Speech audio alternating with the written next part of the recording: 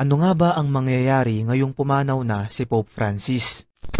Mga kaibigan, nito lamang Lunes, April 21 ay tuluyan na ngang idineklara ang pagpanaw ng ika-266 na Santo Papa ng Simbahang Katoliko. Ang tanong ay ano ang susunod na mangyayari? Una, ang singsing nitong tinatawag na Annulus Piscatoris ay kanilang sisirain bilang simbolo ng pagtatapos ng kanyang responsibilidad. Pangalawa, siya ay paglalamayan sa loob ng 4 hanggang 6 na araw.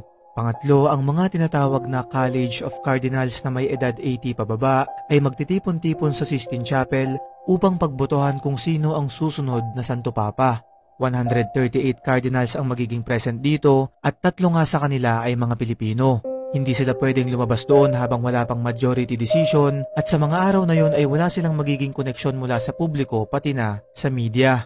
Ang mga senyales lamang na kanilang ibibigay ay ang pagpapalabas nila ng usok na kapag yung usok ay kulay itim, ibig sabihin wala pa silang napipili at kapag puting usok na yung lumabas ay meron na silang idineklarang bagong Santo Papa. Ayon sa mga debotong Katoliko, ay baka raw hinintay lang talaga ni Pope Francis ang muling pagkabuhay ni Jesus noong Easter Sunday bago ito na maalam. Ikaw kaibigan, sino sa tingin mo ang susunod na Santo Papa?